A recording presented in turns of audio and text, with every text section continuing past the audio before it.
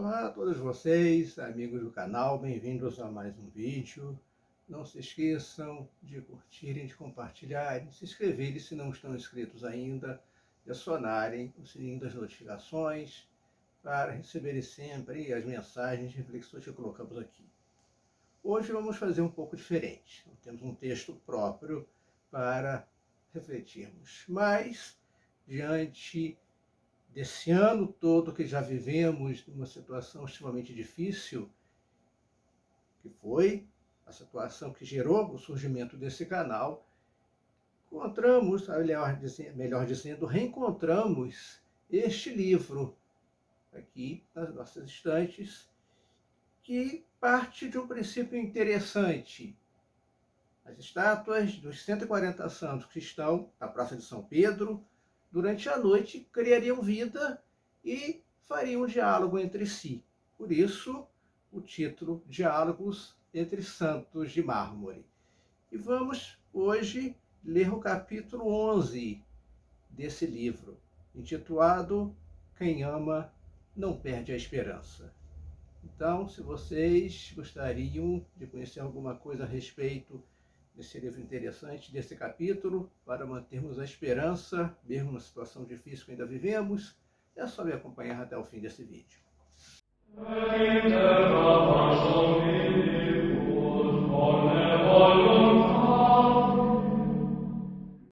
O início do capítulo é uma continuação de um diálogo anterior, que é comentado, tomando aqui conversa desses 140 santos ali representados por São Nicolau de Tolentino, que viveu entre 1245 e 1305.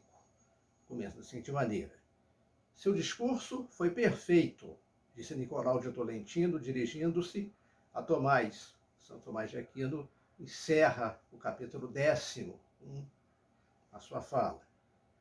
O problema é que erramos porque no erro sempre existe uma parte de verdade e cada qual acha que as coisas são do jeito que as vê. Por sorte, essa situação dura até que venha do alto uma sacudidela, um terremoto que põe no devido lugar os nossos castelos de cartas. É preciso esperar e manter a esperança. Deus é paciente, sempre vem. Acaso não foi a experiência de cada um de nós? Numa das visões que tive, certo dia, apareceram-me Jesus e Santo Agostinho, fundador de minha ordem, ele pertencia à ordem dos agostinianos. Queixava-me de alguns fiéis que hesitavam ao meu convite para que se convertessem. Agostinho interrompeu-me dizendo: Dice Augustinus, aprende a conhecer-me. Leia a introdução ao meu livro Antimaniqueu sobre a Epístola do Fundamento. Nada mais disse. Terminada a visão, corri à biblioteca em busca do texto indicado pelo padre. Dizia: armem-se contra vós, irmãos maniqueus, aqueles que não sabem como é raro e difícil superar os fantasmas carnais com a celeridade de uma mente piedosa. Invistam contra vós os que ignoram a dificuldade com que se cura o olho interior, de modo que possa vislumbrar o verdadeiro sol. Lutem contra vós aqueles que nunca caíram no erro em que vos precipitastes. Não posso ir contra vós, mas preciso ter convosco aquela enorme paciência que meu próximo teve comigo, quando cego e irado seguia a vossa doutrina. Santo Agostinho havia, durante parte de sua vida, seguido a doutrina do maniqueísmo. Essa confissão reanimou minha esperança com os outros. Conclui aqui São Nicolau de Tolentino. As expressões de Agostinho, relembradas por Nicolau, induziram Francisco de Assis a intervir novamente. Relembrando seus feitos juvenis e a paciência que Deus havia tido com ele, disse: com base em minha experiência, ensinei aos meus frades que Deus não aceita derrotas em relação aos seres humanos. Dizia-lhes para não escandalizar-se com os erros das pessoas. Ao contrário, que curassem suas feridas, enfaixassem as fraturas, chamassem de volta os que estavam perdidos.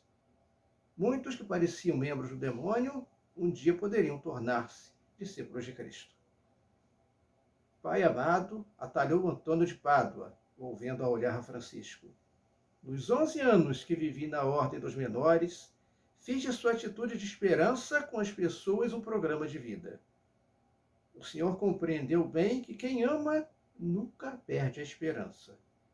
Como sabe, em minha vida de pregador itinerante, sempre estive muito envolvido com os hereges, em Rímini, na Sicília e na França. Compreendi que quem erra deve ser tratado com paciência e esperança. É preciso saber esperar sem perder o ânimo. Foi o que fiz e ensinei. Em uma pregação, afirmei: do mesmo modo como não se toca fogo numa casa só porque há ali um morto ou se celebra o funeral, também não se deve destruir a casa onde Deus morre, ou seja, a alma do herege que está morta para a graça de Deus. E tanto mais porque tem-se a certeza de que Deus a ressuscitará para a glória. Contudo, se ainda assim permanecer a obstinação, a tolerância deve sempre prevalecer, porque o próprio Deus foi o primeiro a dar o exemplo.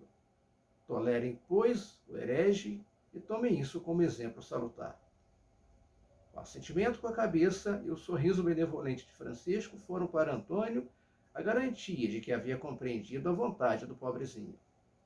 A atribuição de bispo que este lhe havia dado ao escrever-lhe uma carta foi bem merecida. A proposta do erro mesclado com a verdade, interveio Domingos, procurei apreciar o bem e o certo de quem erra, geralmente com reta intenção. Assim, assumi a exigência dos albigenses de um estilo de vida simples e pobre, sem, porém, radicalizar seu conceito de pobreza. Mantenho firme a opinião que exprimi no Conselho de Montpellier, convocado para combater os hereges. Nessa ocasião, declarei: considero que não se deva proceder assim.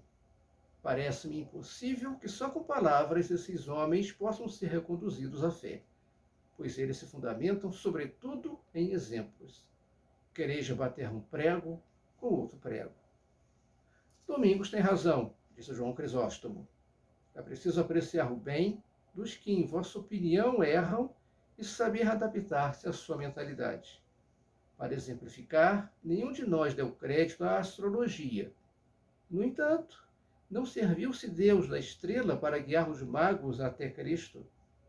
Valeu-se da astrologia para conduzi-los, passo a passo, até a iluminação maior. Acaso Jesus recriminou a pecadora porque lhe ungiu os pés com um unguento precioso que poderia ser vendido em favor dos pobres? Nada disso. Ao contrário, assumiu a defesa da mulher e acredito que o fez para ensinar aos apóstolos a não exigirem logo atos elevados de pessoas fracas. Mas ensinou-nos que quando vemos uma pessoa fazer o bem, ainda que de modo imperfeito, devemos aceitá-lo e procurar favorecê-lo, conduzindo aquela pessoa a praticar atos cada vez mais perfeitos. No início, não se deve exigir logo uma grande perfeição. Vejamos meu mestre Paulo. Quando esteve em Atenas e falou no Areópago, não disse aos pagãos que o escutavam: povo devasso e abominável, mas, homens de Atenas, vejo que sois muito religiosos sobre todos os aspectos. Portanto, para falar a eles, serviu-se do testemunho de seus próprios poetas. Assim, aos poucos chega-se à verdade, conduzindo pela mão e, sobretudo, tendo paciência. Se eu não tivesse experimentado pessoalmente tal método, não teria escrito que, ao tratar com quem pensa diferente de nós, nada resulta mais violento que a mansidão. Em suma, trata-se de fazer chegar a verdade respeitando a liberdade das pessoas. Seria mais fácil se a nossa fé fosse uma ideologia com pretensões de exclusividade e com boa dose de fanatismo. Mas foi exatamente o que Jesus procurou evitar. Lembram-se quando fugiu porque queriam proclamá-lo rei? O ser humano, imagem de Deus, deve ser reconduzido a ele enquanto imagem. E se o ser humano é imagem, enquanto livre, é na liberdade que deve amadurecer. A liberdade, ademais, é expressa através da alegria.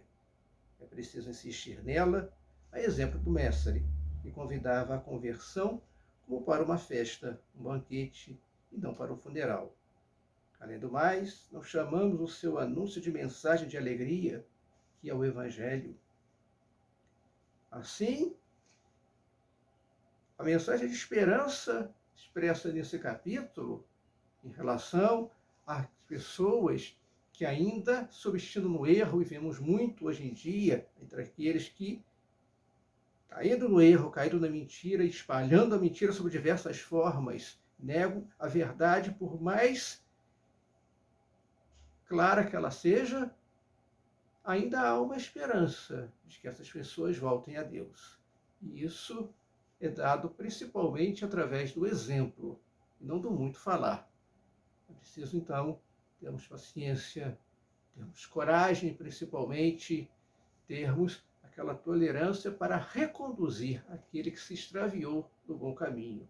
E essa é a mensagem do Evangelho. Jesus veio para reconduzir as ovelhas perdidas da casa de Israel e todos aqueles que estavam desgarrados pelo mundo, sentados à sombra da morte. Nessa situação que vivemos, é mais do que necessário termos esperança, confiança em Deus. A esperança nasce da confiança. Sem confiança, não podemos esperar. E confiando em Deus, que nós temos a esperança de que Ele sim fará valer a sua vontade, acima de tudo. Acima de todo erro, de toda mentira, de todo pecado, de tudo que nós encontramos de maldade por esse mundo. Não percamos a esperança sempre naqueles que são os nossos próximos, que estão até no erro, mas que podem sim, devem sim, ser conduzidos à verdade. Porque a verdade é a pessoa de Jesus Cristo, que se encarnou por amor de nós, sofreu a paixão da cruz e ressuscitou para a nossa salvação. E ele mesmo disse: conhecereis a verdade, e a verdade vos libertará. Verdade, liberdade, esperança, tolerância e um bom exemplo. Sejam sempre esses caminhos que devemos seguir, confiando sempre em Deus e que dias melhores virão. Se vocês gostaram dessa mensagem, não se esqueçam de deixar aqui nos comentários o que acharam, se já conhecem o livro, se não, é da editora Vozes, essa edição mais antiga, mas acredito que ainda tenha, é um livro muito interessante, e tem outros diálogos de vários santos que estão ali representados na Praça de São Pedro, sempre falando temas recentes, ele é tudo voltado para o terceiro milênio, que começava quando ele foi escrito. Então não se esqueça de curtir, de compartilhar, de se inscrever no canal, e até o nosso próximo vídeo.